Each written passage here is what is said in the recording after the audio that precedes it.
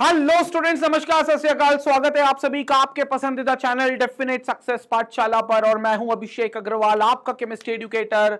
हाजिर हूं एक और अमेजिंग, एक और दमदार, एक और अमेजिंग सेशन लेके अगेन क्लास 10th के बच्चों के लिए, क्योंकि भैया क्लास 10th के लगातार बैक टू बैक लेक्चर्स आपको मिल रहे हैं और बड़ा अंतिम चैप्टर चल रहा है केमिस्ट्री का, जिसका नाम है कार्बन एंड इट्स कंपाउंड्स। ठीक है, तो कार्बन एंड इट्स कंपाउंड्स का अब जो लेक्चर हम डिस्कस करने जा रहे हैं उसमें हम लोग प्रॉपर्टीज ऑफ कोवेलेंट बॉन्ड्स को देखेंगे, यानी कि प्रॉपर्टीज ऑफ कोवेलेंट कंपाउंड्स, जो कोवेलेंट बॉन्ड्स बनाते हैं। जैसे कि कार्बन, आपको पता है भैया, लास्ट वीडियो में अपन ने डिस्कस कर लिया था कि कार्बन जो है वो कोवेलेंट बॉन्ड बनाता है। तो वो कोवेलेंट कंपाउंड्स जो कार्बन के होते हैं उनकी क्या प्रॉपर्टीज होती है, एक तो ये डिस्कशन करते हुए चलेंगे। दूसरा, हमने पिछले चैप्टर में आयोनिक कंपाउंड्स की प्रॉपर्टीज भी पढ़ी थी, मेटल एंड नॉन मेटल में। अगर आपने नहीं देखा है तो भैया चले जाओ, metal and non metal search करो, प्रॉपर्टीज ऑफ आयोनिक कंपाउंड्स, वहां पर आपको एक वीडियो आएगा जिसमें आयोनिक कंपाउंड्स की हमने प्रॉपर्टी डिस्कस करी है। तो आज हम इस लेक्चर में आयोनिक कंपाउंड्स और कोवेलेंट कंपाउंड्स की प्रॉपर्टीज को कंपेयर करेंगे। मतलब आज होगा कार्बन कंपाउंड्स यानी कि covalent compounds versus ionic compounds का डिस्क्रिप्शन, यानी कि उनका कंपैरिजन कि आयोनिक कंपाउंड्स में क्या देखने को मिलता है जो कोवेलेंट में नहीं देखने को मिलता, या कोवेलेंट में ऐसा क्या देखने को मिलता है जो आयोनिक में देखने को नहीं मिलता। यह पूरा डिस्कशन होगा आज के इस वीडियो में।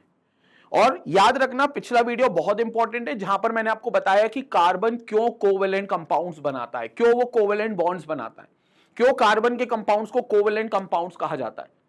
क्योंकि कार्बन के पास कोई ऑप्शन नहीं रहता सिवाय इसके कि वो इलेक्ट्रॉन की शेयरिंग करे। उसकी वजह क्या थी? उसकी वजह हम लोगों ने देख ली थी कि कार्बन जो है वो 6 इलेक्ट्रॉन्स टोटल रखता है। कार्बन जो है वो 6 इलेक्ट्रॉन इन टोटल रखता है, और जब वो 6 इलेक्ट्रॉन इन टोटल रखता है तो कॉन्फ़िगरेशन के हिसाब से उसके आउटर मोस्ट शेल में 4 इलेक्ट्रॉन होते हैं। अब अगर कॉन्फ़िगरेशन के हिसाब से भैया उसके आउटर मोस्ट शेल में 4 इलेक्ट्रॉन होंगे तो प्रॉब्लम उसके साथ एक ही है कि ना तो वो 4 इलेक्ट्रॉन लूज कर पाएगा, ना 4 इलेक्ट्रॉन गेन कर पाएगा। ठीक है, ये तो वो स्थिति है कि आपने एक चूहा पकड़ने के लिए एक तरफ काजू रख दिया, एक किशमिश रख दिया, और बोलो चूहे को कंफ्यूजन में हम मार देंगे कि जब चूहा आएगा तो ये सोचेगा यार पहले काजू खाऊं कि किशमिश खाऊं, काजू खाऊं कि किशमिश खाऊं, इतने में हम उसको पकड़ लेंगे। तो कार्बन जो है वो इसी चूहे के समान है कि आपने उसको फंसा दिया है। उसके आउटर मोस्ट शेल में 4 इलेक्ट्रॉन है, तो 4 वो लूज नहीं कर सकता। क्यों नहीं कर सकता? बहुत एनर्जी चाहिए भैया उसको। इलेक्ट्रॉन लूज करने के लिए उसको बहुत एनर्जी चाहिए, क्योंकि हर एक इलेक्ट्रॉन को निकालने के लिए आपको बहुत ज्यादा अमाउंट की एनर्जी देनी पड़ती है, जिसको आप कहते हो आयोनाइजेशन एनर्जी। दूसरा, आपको क्या करना है, 4 है वो गेन नहीं कर सकता, क्योंकि गेन करने के लिए न्यूक्लियस में दम होनी चाहिए, और न्यूक्लियस में दम नहीं है क्योंकि न्यूक्लियस में 6 प्रोटॉन, और 6 प्रोटॉन ऑलरेडी 6 इलेक्ट्रॉन को पकड़ रहे थे। ये 6 इलेक्ट्रॉन ऑलरेडी न्यूक्लियस के जो प्रोटॉन है न्यूक्लियस में, वो इन 6 इलेक्ट्रॉन को होल्ड कर रहे थे। अब आप कहो कि 4 एक्स्ट्रा और दे दे तो टोटल हो गए 10 इलेक्ट्रॉन, और एक्सपेक्ट करो कि न्यूक्लियस उन 6 प्रोटॉन में जो लेकर बैठा है वो 6 प्रोटॉन 10 इलेक्ट्रॉन को होल्ड कर ले। नहीं कर पाएंगे भैया, इतना न्यूक्लियस में दम नहीं है। तो कार्बन के पास ना तो गेन करने का ऑप्शन बचा है इलेक्ट्रॉन, और ना ही लूज करने का ऑप्शन बचा है। तो ले देकर अब उसके पास एक ही कहानी बची है कि वो इन 4 इलेक्ट्रॉन्स को शेयर करे। मतलब कार्बन अपने भी 4 इलेक्ट्रॉन्स बीच में रखे, और दूसरे एटम जिनसे वो डिमांड कर रहा है, सपोज करो वो V U X और Z, कोई 4 एटम है, उनसे इलेक्ट्रॉन शेयर कर रहा है अगर, तो उनके भी इलेक्ट्रॉन्स बीच में रखे और मिल बांटकर सबके इलेक्ट्रॉन्स खा ले, और मिल बांटकर सबके इलेक्ट्रॉन्स खा ले। तो जब मिल बांट के सबके इलेक्ट्रॉन्स खाएगा तो वो अपना ऑक्टेट पूरा करेगा, और ऑक्टेट पूरा करेगा तो बाय शेयरिंग ऑफ इलेक्ट्रॉन्स पूरा करेगा, यानी कि वो इलेक्ट्रॉन्स की शेयरिंग करके पूरा करेगा। और जब इलेक्ट्रॉन्स की शेयरिंग करके पूरा करेगा तो हम कहेंगे कि वो कोवेलेंट बॉन्ड बना रहा है। So that is why we regard this bond as covalent bond. तो वो कोवेलेंट बॉन्ड बना रहा है। इसी बात को इन डिटेल हमने अपने लास्ट वीडियो में भी देखा है। अगर वीडियो आपने नहीं देखा है तो डिस्क्रिप्शन में चले जाओ, वहां पर आपको लिंक मिल जाएगा, वहां पर आप वीडियो देख लो, क्योंकि कोवेलेंट बॉन्ड क्यों बनाता है और कैसे बनाता है यह समझना जरूरी है। उसके बाद आप समझोगे प्रॉपर्टीज ऑफ कोवेलेंट कंपाउंड्स क्या होती है। क्लियर हो गया? तो आते हैं अब इस वीडियो पर, जिस पर हम बात करेंगे प्रॉपर्टीज ऑफ कोवेलेंट कंपाउंड्स की। पहली चीज, पहला पॉइंट क्या है प्रॉपर्टीज का, समझेंगे यहां पर। The compounds which are formed by mutual sharing of electrons contains covalent bonds and hence are called as covalent compounds. Simple सी बात है, जो इलेक्ट्रॉन की शेयरिंग से बने हैं उन कंपाउंड्स को हम कोवेलेंट कंपाउंड्स कहेंगे, क्योंकि शेयरिंग ऑफ इलेक्ट्रॉन जब 2 एटम के बीच में होता है तो जो बॉन्ड उनके बीच में बनता है that bond is called as covalent bond. और वो कोवेलेंट बॉन्ड जिन कंपाउंड्स में आपको दिखेगा वो कंपाउंड्स कहलाएंगे कोवेलेंट कंपाउंड्स। पहली बात। दूसरी बात, the covalently bonded molecules have strong bonds with in the molecules.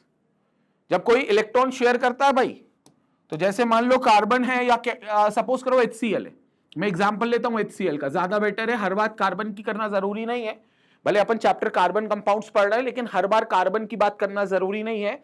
एक काम करते हैं, HCl का एग्जांपल लेते हैं। HCl का फॉर्मेशन पहले मैं बता देता हूं, ये कोवेलेंट कंपाउंड का फॉर्मेशन है, कैसे है बता देता हूं। हाइड्रोजन के एटॉमिक नंबर है 1 और हाइड्रोजन के पास 1 इलेक्ट्रॉन है आउटर मोस्ट शेल में। क्लोरीन का एटॉमिक नंबर है 17, कॉन्फ़िगरेशन के हिसाब से पहली शेल में 2, दूसरी शेल में 8, तीसरी शेल में 7 इलेक्ट्रॉन है, यानी कि क्लोरीन के आउटर मोस्ट शेल में आपको 7 इलेक्ट्रॉन मिलेंगे। अब हाइड्रोजन के पास 1 इलेक्ट्रॉन है तो उसके साथ दिक्कत यह है कि वो एक गेन तो कर नहीं सकता। क्यों? क्योंकि एक प्रोटॉन है न्यूक्लियस के अंदर जो 1 इलेक्ट्रॉन तो होल्ड कर देगा, बट एक्स्ट्रा एक और इलेक्ट्रॉन होल्ड नहीं कर पाएगा। हाइड्रोजन की बात कर रहे हैं। और भैया लूज तो बिल्कुल नहीं कर सकता हाइड्रोजन। क्यों? अगर वो लूज करने पर आएगा तो समस्या ये है कि 1 इलेक्ट्रॉन तो उसके जीवन में था, वो लूज कर देगा तो बचा ही क्या उसके पास? मतलब जीवन जीने का कोई मतलब ही नहीं है। अब ये नहीं कि हाइड्रोजन निपट गया, निपटेगा नहीं, क्योंकि एक प्रोटॉन उसके पास है जो उसको जिंदा रखेगा। लेकिन ये कुछ ऐसी बात हुई ना कि किसी इंसान के पास 2 किडनी है तो 1 दान दे देगा तो आधा जीवन तो उसका वैसे ही खत्म हो गया, अब क्या ही करेगा जीकर, तो वो 1 इलेक्ट्रॉन भी डोनेट नहीं करेगा। तो हाइड्रोजन ये चाहता है कि यार मेरे को ना कोई ऐसा इंसान मिल जाए जो मेरा 1 इलेक्ट्रॉन भी शेयर कर ले, सिर्फ शेयर कर ले, और अपना भी 1 इलेक्ट्रॉन मुझे शेयर करवा दे। तो हाइड्रोजन इस उम्मीद में यहां पर बैठा है कि कोई एक इंसान आएगा और इतनी देर में उसकी जिंदगी में बाहर आई, क्योंकि उसकी जिंदगी में हो गई क्लोरीन की एंट्री। क्लोरीन एंटी की स्थिति क्या है? हाइड्रोजन जैसी है। क्लोरीन एंटी के आउटर मोस्ट शेल में कितने इलेक्ट्रॉन है? 7 इलेक्ट्रॉन है। वैसे तो क्लोरीन एंटी चाहती है उनको 1 इलेक्ट्रॉन मिल जाए, तो मार्केट में इसलिए घूम रही हैं कि कोई उनको 1 इलेक्ट्रॉन डोनेट कर दे, और क्लोरीन एंटी खुशी खुशी 1 इलेक्ट्रॉन को एक्सेप्ट कर लेंगे।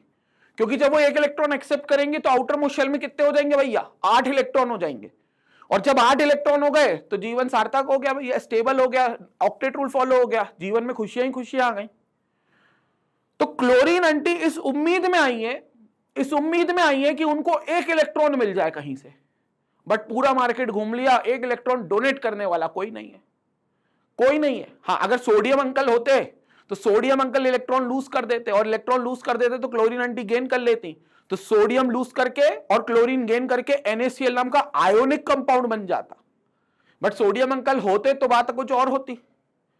तो ये तो कुछ वैसी बात होती, तुम होते तो कुछ और होता, तुम नहीं हो तो कुछ और हो गया, वो वाली बात है। तो यहां पर क्लोरीन जो है वो सोडियम के इंतजार में अपना जीवन वेस्ट नहीं करेगा। तो क्लोरीन एंटी क्या करेंगी? वो हाइड्रोजन से अब अपना काम चलाएंगी। कैसे काम चलाएंगी? अब क्लोरीन एंटी यहां खड़ी हुई है, यहां देखो, क्लोरीन एंटी यहां खड़ी हुई है 7 इलेक्ट्रॉन लेकर, ठीक है, और हाइड्रोजन भाई साहब यहां खड़े हुए हैं 1 इलेक्ट्रॉन अपने पास लेकर। अब क्लोरीन एंटी हाइड्रोजन को ये पट्टी पढ़ाती है। हाइड्रोजन को थोड़ा अलग कलर का कर देता हूं ताकि तुम्हें कंफ्यूजन ना हो किसका इलेक्ट्रॉन कौन सा है। तो ये हाइड्रोजन अंकल अपना 1 इलेक्ट्रॉन लेकर, अब क्लोरीन एंटी हाइड्रोजन को ये पट्टी पढ़ाती है, देख भाई हाइड्रोजन में पूरा मार्केट घुमाई हूं, मार्केट में इलेक्ट्रॉन देने वाला कोई नहीं है, तेरे को भी 1 इलेक्ट्रॉन की जरूरत है, क्योंकि तेरे को डुप्लेट कंप्लीट करना है, क्योंकि तेरे पास 2 इलेक्ट्रॉन चाहिए स्टेबल होने के लिए, और मुझे भी 1 इलेक्ट्रॉन की जरूरत है क्योंकि मेरा आउटर मोस्ट शेल में 7 इलेक्ट्रॉन है और मुझे भी स्टेबल होने के लिए ऑक्टेट रूल के हिसाब से 8 चाहिए। लेकिन कोई इलेक्ट्रॉन देगा नहीं अपने को, तो टाइम की खोटी मत कर, एक काम करते हैं, मैं अपना 1 इलेक्ट्रॉन बीच में रखती हूं।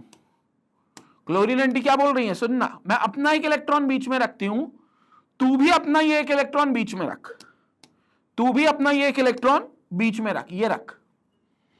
तुझे भूख लगे खुशी खुशी तू खा लेना, मैं कुछ नहीं बोलूंगी, तेरे भी शेल में देख 2 इलेक्ट्रॉन हो गए, और जब मुझे भूख लगेगी तो मैं भी इसको उतना ही शेयर करूंगी जितना तू कर रहा है, मेरे भी शेल में देख 8 इलेक्ट्रॉन हो गए। तो क्लोरीन एंटी का 8 इलेक्ट्रॉन हो गए, ऑक्टेट कंप्लीट, हाइड्रोजन भाई साहब के 2 इलेक्ट्रॉन पूरे हो गए, ड्यूप्लेट कंप्लीट। तो क्या हुआ? जीवन में बाहर आ गई, मतलब इन्होंने बॉन्ड बना लिया, बॉन्ड बनाकर HCl बॉन्ड बनाकर खुश हो गए। तो हुआ क्या? इस इलेक्ट्रॉन पेयर की शेयरिंग हो गई, और जब ये इलेक्ट्रॉन पेयर की शेयरिंग हुई तो this bond is called as covalent bond, covalent bond. और ये पूरा कंपाउंड, यानी कि HCl का जो कंपाउंड है, HCl का जो कंपाउंड बन गया है, अब HCl एसिड होता है, हाइड्रोक्लोरिक एसिड, ये कंपाउंड जो बन गया है, this is called as covalent compound.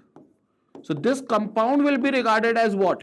This compound will be regarded as covalent compound. तो ये कंपाउंड हो गया कोवेलेंट कंपाउंड, और इनके बीच में जो बॉन्डिंग देखने को मिल रही है that bonding is covalent bonding.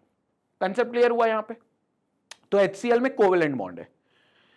अब जो सेकेंड पॉइंट ये कह रहा है कि ये जो बॉन्ड है बड़ा स्ट्रॉन्ग बॉन्ड है विद इन द मॉलिक्यूल। क्यों? क्योंकि ये शेयरिंग से बना है। अब भैया कोई इलेक्ट्रॉन आपको शेयर कर रहा है आपके साथ में, जैसे आप स्कूल जाते हो तो आपके बड़े बेस्ट फ्रेंड्स होते होंगे ना, जिनके साथ आप अपने टिफिन शेयर करते हो। तो दोनों चीजें देखो, बेस्ट फ्रेंड्स हैं इसलिए टिफिन शेयर कर रहे हैं, या ये कह लो टिफिन शेयर करने लग गए तो बेस्ट फ्रेंड्स बन गए, ये भी तो हो सकता है। वो आजकल कौन सा इसका एक ऐड आता है ना, वो लोग बोलते हैं कि अकेले क्यों खा रहे हो, हमारे साथ आकर खा लो अजनबियों को। तो वो क्या करते, दोस्त बन जाते कि नहीं बन जाते? तो भैया टिफिन शेयर हुआ तो दोस्त बन गए। तो यहां वो लोग उसने क्या करा, इलेक्ट्रॉन शेयर करा तो दोस्त बन गए, और दोस्त बन गए तो बड़ा बॉन्ड स्ट्रॉन्ग हो गया। तो this will be the strong bond within the molecule. तो बॉन्ड जो हो गया वो स्ट्रॉन्ग हो गया within the molecule, but there intermolecular forces of attraction are weak. हाँ, इंटरमॉलिक्यूलर फोर्सेस ऑफ अट्रैक्शन का मतलब क्या है ये भी समझ लो। HCl के अंदर का जो बॉन्ड है ये तो स्ट्रॉन्ग है, मतलब H और Cl का बॉन्ड बड़ा स्ट्रॉन्ग है। अब ऐसा एक मॉलिक्यूल तो होगा नहीं, ऐसा HCl का एक और मॉलिक्यूल होगा। चलो ये भी बना दो, ये भी HCl का एक और मॉलिक्यूल, इसके बगल में एक और HCl का मॉलिक्यूल होगा, ये भी HCl का मॉलिक्यूल, ये भी है, इसके बगल में एक और है। तो इनके बीच में भी तो एक मॉलिक्यूलर फोर्सेस ऑफ अट्रैक्शन होंगी ना, एक HCl का मॉलिक्यूल और दूसरा HCl का मॉलिक्यूल, एक HCl का मॉलिक्यूल और दूसरा HCl का मॉलिक्यूल। वो force of attraction are called intermolecular forces of attraction. क्यों? क्योंकि ये एक मॉलिक्यूल है और ये एक मॉलिक्यूल है, तो इन दोनों के बीच का एक इंट्रैक्शन है, वो उतना स्ट्रॉन्ग नहीं होगा जितना आयोनिक में होता है। क्योंकि आयोनिक में क्या होता है, NaCl, Na plus Cl minus, बगल में भी Na प्लस Cl माइनस, बगल में भी Na प्लस Cl माइनस, तो बगल वाला Na प्लस बगल वाले Cl माइनस से भी अट्रैक्ट हो रहा है। अपना Na प्लस अपने Cl से तो हो ही रहा है, लेकिन एक बगल वाला मॉलिक्यूल जो है उसमें भी तो Cl माइनस है, उससे भी अट्रैक्ट हो रहा है। आयोनिक बॉन्ड में वो इंटरमॉलिक्यूलर फोर्सेस ऑफ अट्रैक्शन बड़ी स्ट्रांग होंगी, कोवेलेंट में वो उतनी स्ट्रांग नहीं होंगी। कोवेलेंट में मॉलिक्यूल के अंदर, अंदर मतलब इंट्रामॉलिक्यूलर, जैसे ये H है और Cl है, तो इन दोनों के बीच में बॉन्डिंग स्ट्रांग होगी, लेकिन इस पूरे मॉलिक्यूल की इस पूरे मॉलिक्यूल से बॉन्डिंग उतनी स्ट्रांग नहीं होगी। तो within the molecule covalent bonds are very strong, but because of this covalent nature intermolecular forces of attraction becomes weak. Intermolecular, क्योंकि देखो कोई एक पेयर है जो आपस में शेयर करके इलेक्ट्रॉन खा रहा है, तो उसको बगल वाले पेयर से कोई मतलब ही नहीं है। मान लो एक कपल है, वो आपस में अपना डिनर कर रहे हैं, शेयर कर रहे हैं, मिल बांट के खा रहे हैं, लविंग है, केयरिंग एक दूसरे के लिए है। उनकी बगल की टेबल पे भी एक कपल बैठा है, वो भी अपना शेयर करके खा रहे हैं, वो भी बहुत प्यार करते हैं, वो भी बहुत लविंग है, वो भी बहुत केयरिंग है। तो फिर वो कपल इन कपल के बीच में कोई अट्रैक्शन तो होगा नहीं ना, लेकिन are you getting my point? तो वो अट्रैक्शन यहां मिसिंग होगा कोवेलेंट कंपाउंड में, तो वो इंटरमॉलिक्यूलर फोर्सेस ऑफ अट्रैक्शन आपको यहां देखने को नहीं मिलेंगे, इसलिए लिखा हुआ है but there intermolecular forces of attractions are weak. तो intermolecular forces of attraction are weak, as a result the melting points and boiling points of covalent compounds are low as compare to ionic compounds. Covalent compounds का melting point और boiling point, melting point boiling point क्या होगा, solid से liquid convert करना melting point पर होगा, और liquid से गैस कन्वर्ट करना बॉइलिंग पॉइंट पे होगा। इन दोनों सूरत में एक ही काम होगा, मॉलिक्यूल्स एक दूसरे से दूर हो जाएंगे, मॉलिक्यूल्स एक दूसरे से दूर चले जाएंगे, और मॉलिक्यूल्स दूर कब आसानी से जाएंगे, जब फोर्स ऑफ अट्रैक्शन वीक होगा, तो आपको कम हीट देनी पड़ेगी। तो इनके बीच में फोर्स ऑफ अट्रैक्शन वीक है तो कम हीट देनी पड़ेगी, कम हीट देनी पड़ेगी मतलब मेल्टिंग पॉइंट और बॉइलिंग पॉइंट कम होगा। जबकि आयनिक कंपाउंड्स में फोर्स ऑफ अट्रैक्शन बहुत स्ट्रांग था, और जब फोर्स ऑफ अट्रैक्शन बहुत स्ट्रांग होगा तो आपको दूर करने में ज्यादा एनर्जी देनी पड़ेगी, आपको दूर करने में ज्यादा ताकत लगानी पड़ेगी, और जब आप ज्यादा एनर्जी ज्यादा ताकत लगाओगे तो मेल्टिंग पॉइंट और बॉइलिंग पॉइंट हाईयर साइड पे पहुंच जाएगा। तो वहां मेल्टिंग पॉइंट और बॉइलिंग पॉइंट आयोनिक कंपाउंड्स में हाई होगा, यहां पर कोवेलेंट कंपाउंड्स में it will be low. Done बात? ठीक है, आगे। Further during the formation of covalent bonds only electrons are shared between atoms. Electrons just they are just getting shared between the atoms and no charged particles are formed, और कोई charge particles नहीं आएगा। हालांकि आगे चलकर हम पढ़ेंगे polar covalent bonds भी होते हैं जिनमें चार्जेस आ जाते हैं, जैसे HCl is a polar covalent compound. अभी तो Cl ने क्या करा, शेयरिंग कर ली, लेकिन Cl पता है एक नंबर का चोर आदमी है, ये आगे बताऊंगा मैं तुमको। तो Cl क्या करेगा, ये जो इलेक्ट्रॉन पेयर इसने बीच में शेयर करके बैठा है ना, ये धीरे धीरे अपनी तरफ खिसका लेगा, इस पेयर को ये धीरे धीरे अपनी तरफ खिसका लेगा। ये जो पेयर है ना इलेक्ट्रॉन का, दो इलेक्ट्रॉन का, जिसमें एक Cl का एक H का है, ये जोड़ा अपनी तरफ खिसका लेगा। ये Cl बहुत चंट औरत है, ये समझो। क्लोरीन आंटी जो है बड़ी चंट औरत है, तो जो मिल बांट के खा रही है, जो हाइड्रोजन को पट्टी पढ़ाई है कि मिल बांट कर खाएंगे, ये पट्टी बहुत देर तक नहीं चलेगी। क्लोरीन अपना असली रंग दिखाएगा, और असली रंग क्या दिखाएगा? इलेक्ट्रॉन पेयर अपनी तरफ खिसका लेगा। तो इसके बाद क्या होगा? क्लोरीन पर एक पार्शियल नेगेटिव आएगा और हाइड्रोजन पर एक पार्शियल पॉजिटिव आएगा, क्योंकि इलेक्ट्रॉन्स नेगेटिवली चार्ज है। जिसकी तरफ खिसक गए वो नेगेटिव, जिसके दूर चले गए वो पॉजिटिव। सर पार्शियल क्यों आ रहा है, कंप्लीट क्यों नहीं आ रहा? क्योंकि अभी खिसकाया है, लेकर भागा नहीं है क्लोरीन। जब लेकर भागेगा तो कंप्लीट नेगेटिव और हाइड्रोजन पे कंप्लीट पॉजिटिव। सिर्फ शिफ्ट करा है तो पार्शियल नेगेटिव पार्शियल पॉजिटिव। अब इसको बोलते हैं चार्जेस आ जाना, इसको बोलते हैं पोल्स आ जाना। केमिस्ट्री में पोल्स मतलब चार्जेस। मैग्नेट की तरह नॉर्थ पोल साउथ पोल नहीं, एक पॉजिटिव चार्ज एक नेगेटिव चार्ज को पोल कहते हैं। तो ये पोलार कोवेलेंट कंपाउंड है। लेकिन ये सब बातें आगे। अभी ये मानकर चलते हैं कि जब शेयरिंग होती है तो कोई भी इलेक्ट्रॉन की छीना झपटी नहीं करता। जैसे NaCl में तो आपको प्योरली पहले दिन से प्लस और माइनस दिखता है। क्यों? क्योंकि Na अपना इलेक्ट्रॉन दान दे देता है, डोनेट ही कर देता है। किसको? क्लोरीन आंटी को। और क्लोरीन आंटी उसको पूरी तरीके से गेन कर लेती है। तो Na से इलेक्ट्रॉन चला गया तो Na becomes positive, chlorine aunty के पास आ गया तो chlorine aunty becomes negative. Plus और माइनस में अट्रैक्शन हो गया। ये यहां पर कोवेलेंट मॉलिक्यूल्स में प्लस और माइनस नहीं मिलेगा, तो यही लिख रहे हैं, and no charge particles are formed, therefore covalent compounds are in general bad conductors of और नॉन कंडक्टर्स ऑफ इलेक्ट्रिसिटी। अब जब चार्ज ही नहीं होंगे तो चार्ज भागेंगे ही नहीं, क्योंकि फिजिक्स कहती है इलेक्ट्रिसिटी के कंडक्टिविटी के लिए दो चीजें चाहिए, एक चार्ज का होना और एक चार्ज का भाग पाना। तो आयनिक कंपाउंड्स में चार्ज होते हैं Na+ और Cl-, तो वो वहां पर कंडक्ट कर सकते हैं इलेक्ट्रिसिटी। लेकिन कब? जब मोल्टन स्टेट और एक्वस स्टेट हो, क्योंकि मोल्टन और एक्वस स्टेट में वो चार्ज भाग सकते होंगे, सॉलिड स्टेट में नहीं भाग सकते, तो सॉलिड स्टेट में वो कंडक्ट नहीं करेंगे। कोवेलेंट कंपाउंड्स किसी स्टेट में नहीं कंडक्ट कर पाएंगे, क्योंकि कोवेलेंट कंपाउंड्स के साथ चार्जेस ही नहीं है। कोवेलेंट कंपाउंड्स के पास चार्जेस ही नहीं है, इसलिए क्या करेंगे?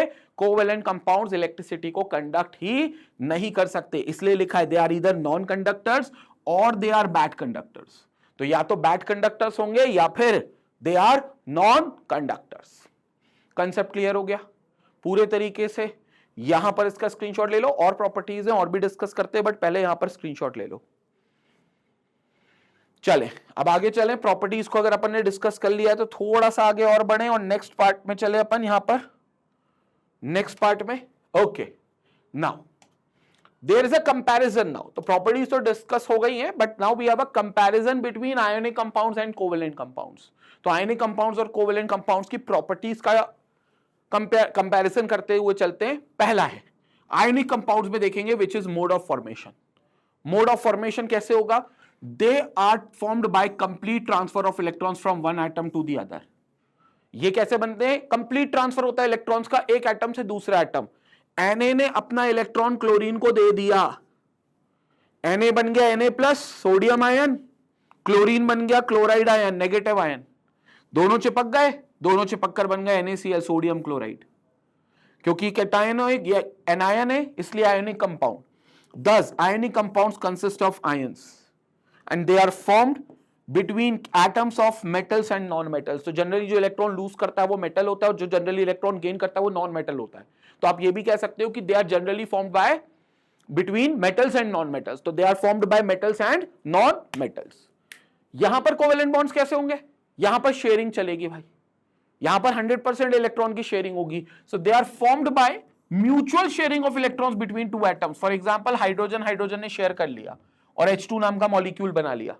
10 covalent compounds consist of molecules, इसलिए ये मॉलिक्यूल्स का कॉन्स्टिट्यूट करते हैं, ना कि आयंस का। यहां कोई चार्जेस नहीं होते। These are formed between atoms of non metals. Non metals जैसे हाइड्रोजन अभी लिया और Cl मैंने लिया, हाइड्रोजन भी नॉन मेटल है, क्लोरीन भी नॉन मेटल है। HCl का केस दिया था ना मैंने, दोनों नॉन मेटल है। तो जनरली ये दो नॉन मेटल के बीच में फॉर्म होते हैं, जिन दोनों को इलेक्ट्रॉन की जरूरत होती है। दान करना कोई नहीं चाहता, सब इलेक्ट्रॉन खरीदना चाहते, सब इलेक्ट्रॉन एक्सेप्ट करना चाहते हैं, लेकिन मार्केट में दान करने वाला कोई है ही नहीं। तो ये आपस में मांडोली करते हैं, आपस में क्या करते हैं? शेयरिंग करते हैं। तो ये क्या करते हैं? आपस में मिल बांट के खाते हैं। तो यहां से फिर वो HCl बनता है। कंसेप्ट क्लियर हो गया यहां पर आयोनिक और कोवेलेंट को लेकर? पहला पॉइंट तो पहला है मोड ऑफ फॉर्मेशन, वो बनता है ट्रांसफर ऑफ इलेक्ट्रॉन से, ये बनता है शेयरिंग ऑफ इलेक्ट्रॉन से। लपक के स्क्रीनशॉट लेंगे फिर आगे बात करेंगे।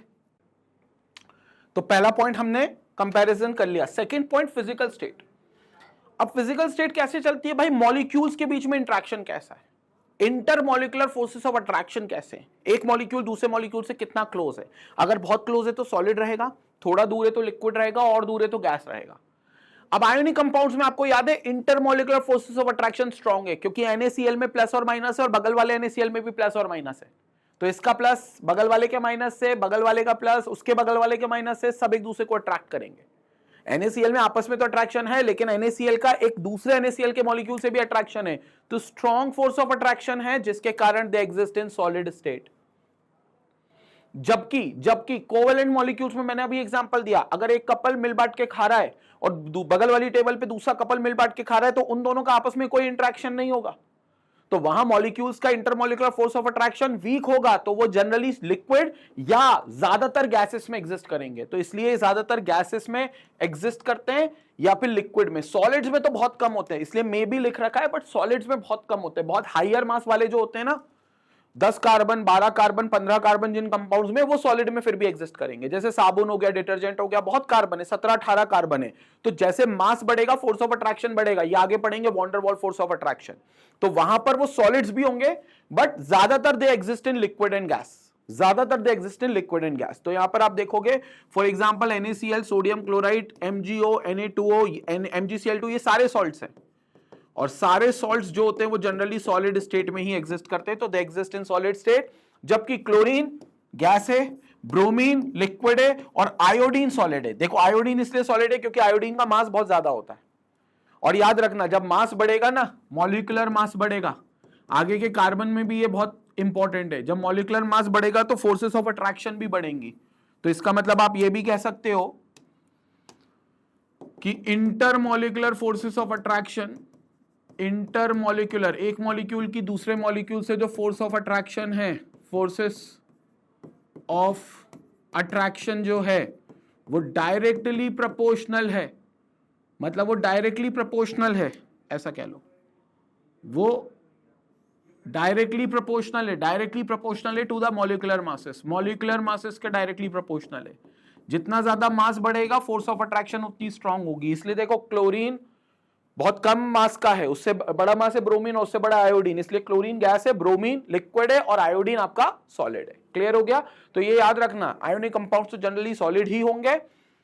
Covalent compound solid, liquid, gas तीनों हो सकते हैं, बट लिक्विड और गैस की प्रोबेबिलिटी उसमें ज्यादा होती है, ज्यादा वो पाए जाते हैं। स्क्रीनशॉट लेंगे, इसके बाद थर्ड प्रॉपर्टी हम कंपेयर करेंगे।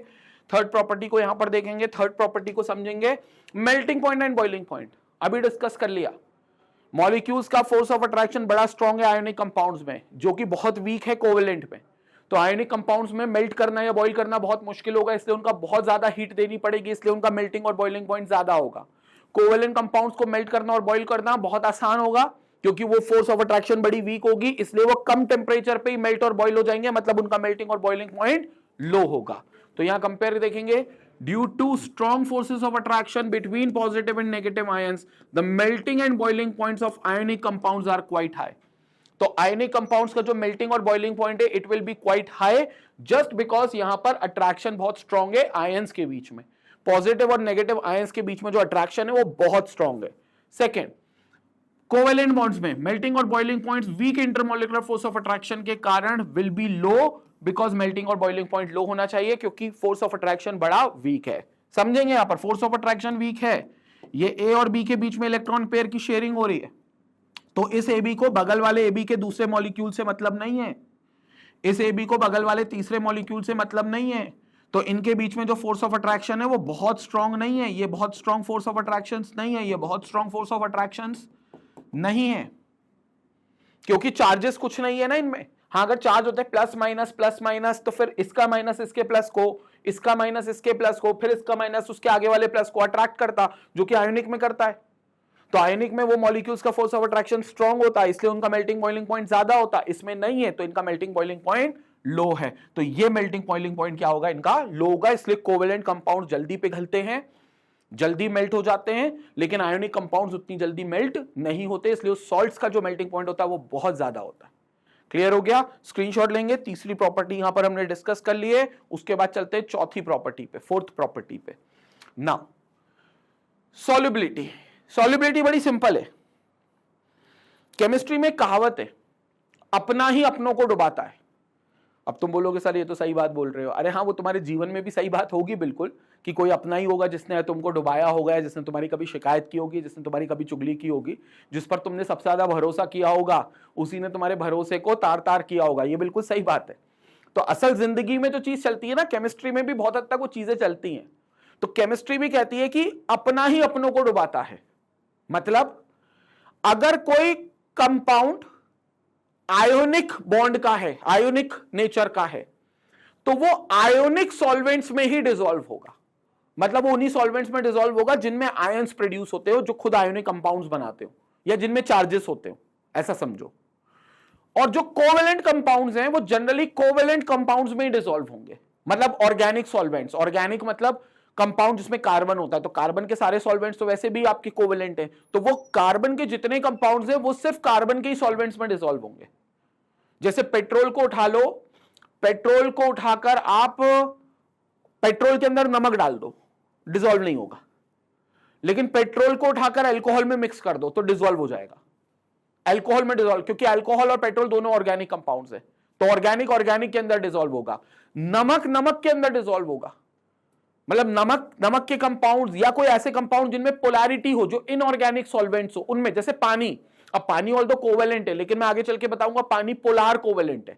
पानी में चार्ज है H पर प्लस OH पर माइनस, तो चार्ज है मतलब वो पोलार हो गया, तो वो आयंस को डुबा देगा, वो नमक के आयंस को डुबा देगा, तो नमक पानी के अंदर डूब जाएगा, पेट्रोल अल्कोहल के अंदर डूब जाएगा। तो अपना अपनों को डुबाता है, बड़ा इंपॉर्टेंट है, इसलिए लिखा हुआ है like dissolves like is the general rule in solubility। तो जनरल रूल है solubility का। Thus ionic compounds being polar are more soluble in polar solvents। जैसे polar solvents हो गया water, but are insoluble in non-polar solvents और organic solvents such as alcohol, benzene, petrol, ether, chloroform etc। तो ionic compounds पानी में dissolve हो सकते हैं या ऐसे कंपाउंड्स में डिसॉल्व हो सकते हैं जिनमें पोलैरिटी हो। पोलैरिटी मतलब चार्ज। जैसे पानी भले कोवेलेंट है लेकिन पानी पोलार कोवेलेंट है, क्योंकि पानी में चार्ज है HOH पर, H पर प्लस OH पर माइनस। इसको हम बोलते हैं polar covalent compound, polar covalent bond. तो ये पोलार नेचर का है, इसमें चार्जेस है, तो जितने भी नमक होंगे वो सब इन चार्जेस में डूब जाएंगे। लेकिन किस में नहीं डूबेंगे? ऑर्गेनिक सॉल्वेंट्स में नहीं डूबेंगे। Alcohol, benzene, petrol, ether, chloroform, इन सब में चार्ज नहीं है तो इनमें नहीं डूबेंगे। लेकिन जो ऑर्गेनिक कंपाउंड्स है वो सब इनमें डूब जाएंगे, पेट्रोल में, डीजल में, कैरोसिन में, अल्कोहल में, ईथर में, क्लोरोफॉर्म में, इन सब में डूब जाएंगे। समझेंगे? Covalent compounds being non-polar are generally insoluble in polar solvents generally insoluble in polar solvents like water। मतलब insoluble होते हैं, नॉन पोलर होते हैं कोवेलेंट, तो वो पोलर सॉल्वेंट्स वैसे पानी में डिसॉल्व नहीं होंगे, ठीक है, but are soluble in non-polar solvents और organic solvents like alcohol, benzene, petrol, ether, chloroform etc। However, there are some exceptions. For example, although ethanol, ethanoic acid, urea and carbohydrates are covalent compounds, yet they are soluble in water। हालांकि कुछ इसमें exceptions भी हैं, लेकिन generally ये कहावत है chemistry में सॉल्युबिलिटी को लेकर कि अपना है वो अपनों को ही डुबाएगा। तो जो पोलार नेचर का है, जिनमें चार्जेस है, वो चार्ज के अंदर ही डूबेंगे। जनरली आयोनिक कंपाउंड्स में चार्ज होता है तो वो चार्ज वाले सॉल्वेंट्स में ही डूबेंगे। पानी चार्ज वाला सॉल्वेंट है, भले कोवेलेंट है लेकिन उसमें चार्जेस हैं, तो जितने नमक होंगे वो पानी के अंदर डिसॉल्व होंगे। लेकिन नमक किसमें डिसॉल्व नहीं होंगे? ऑर्गेनिक सॉल्वेंट जैसे पेट्रोल, डीजल, क्लोरोफॉर्म, ईथर, इनमें डिसॉल्व नहीं होंगे। Covalent compounds petrol, diesel, chloroform, ether जैसे ऑर्गेनिक सॉल्वेंट्स में डिसॉल्व हो जाएंगे, लेकिन पोलार नेचर के सॉल्वेंट्स में डिसॉल्व नहीं होंगे। पोलार नेचर के सॉल्वेंट जैसे पानी में डिसॉल्व नहीं होंगे। तो जैसे आपने कोई भी कार्बन, मीथेन उठा लिया और मीथेन को बोला भैया तू पानी में डिसॉल्व हो जा, नहीं होगी। बेंजीन में हो जा, क्लोरोफॉर्म में हो जा, हो जाएगी, वो डिसॉल्व हो जाएगी।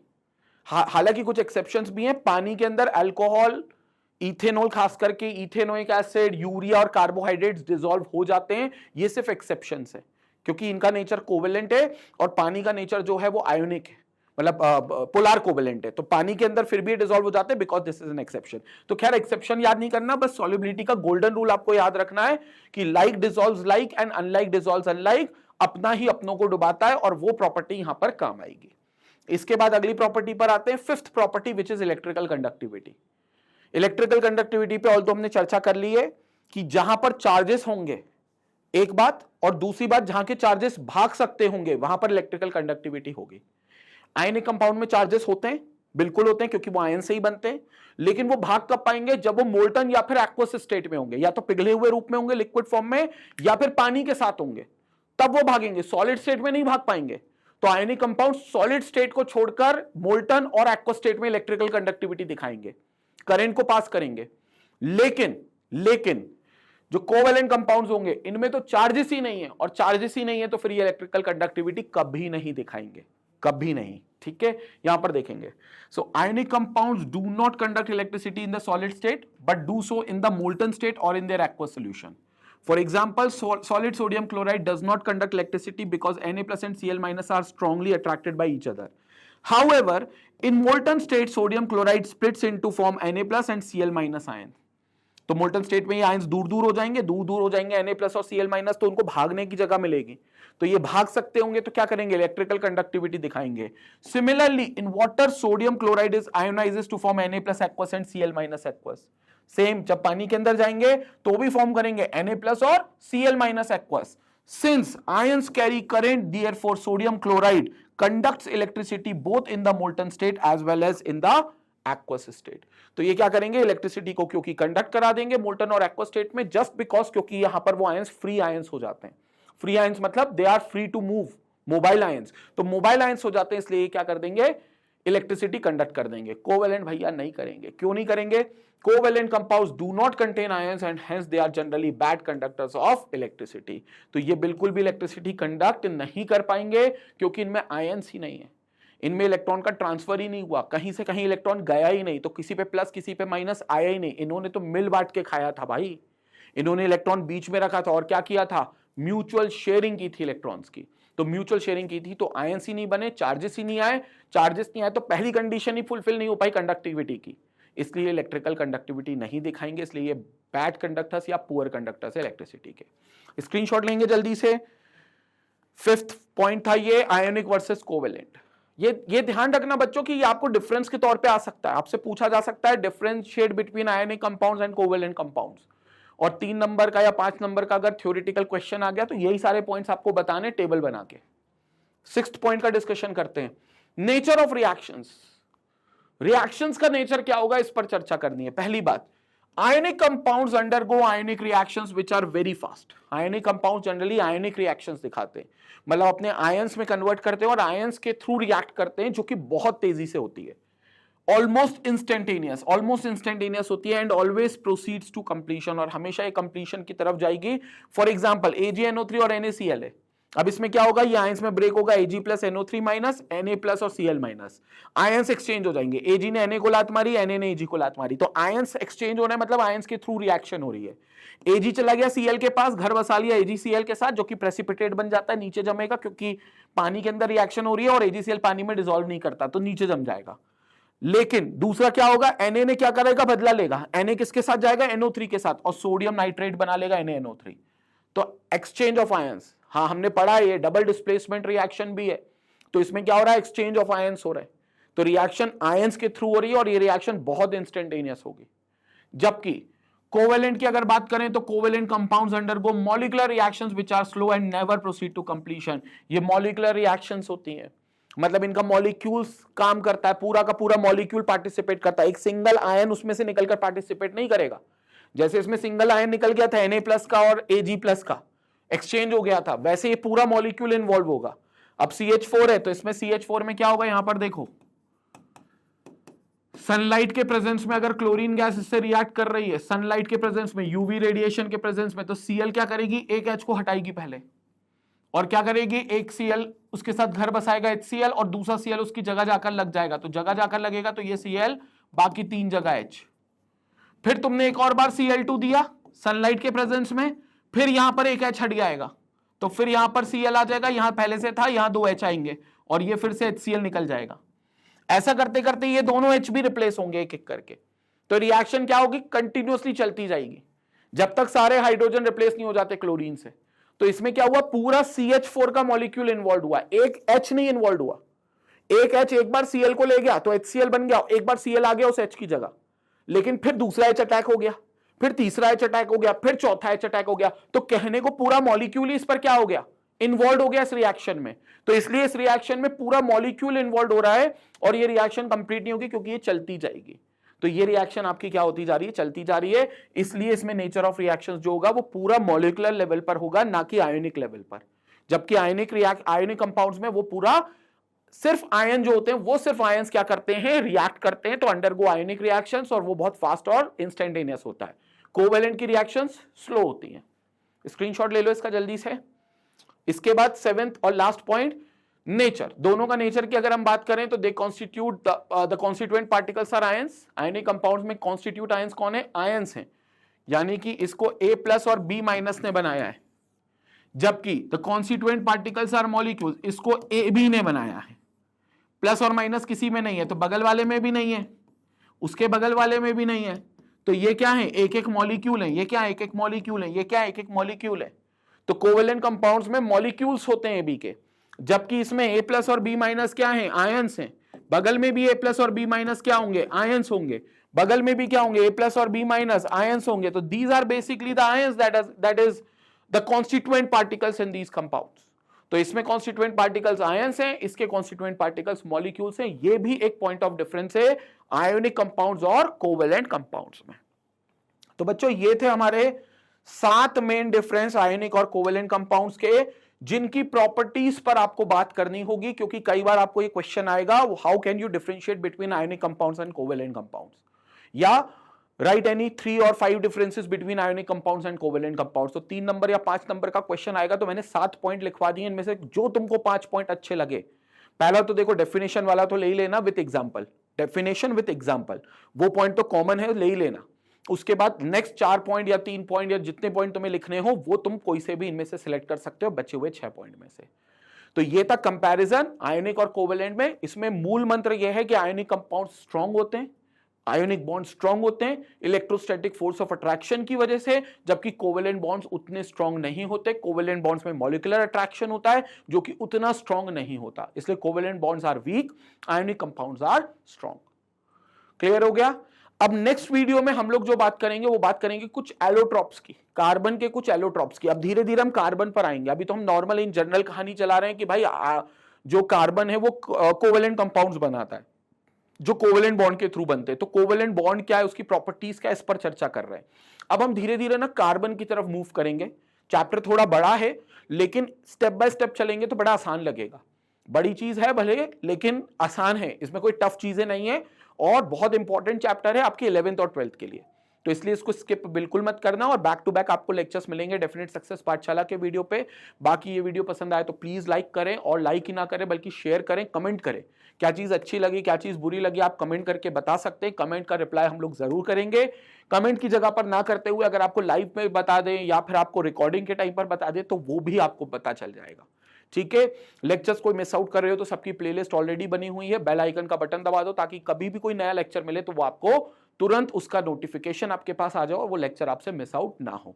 साथ में चैनल का लिंक जितना हो सके, जितने ग्रुप्स हो सके, जितनी जगह हो सके उसको शेयर करें, क्योंकि बड़ी फैमिली बनने वाली है डेफिनेट सक्सेस पाठशाला।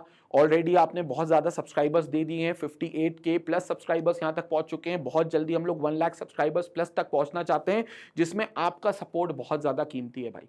तो बिल्कुल भी अपनी तरफ से कंजूसी ना करें, शेयर करने में भी और खुद सब्सक्राइब करने में भी बिल्कुल भी कंजूसी ना करें। जितना हो सके चैनल को शेयर करें और लोगों तक पहुंचाएं।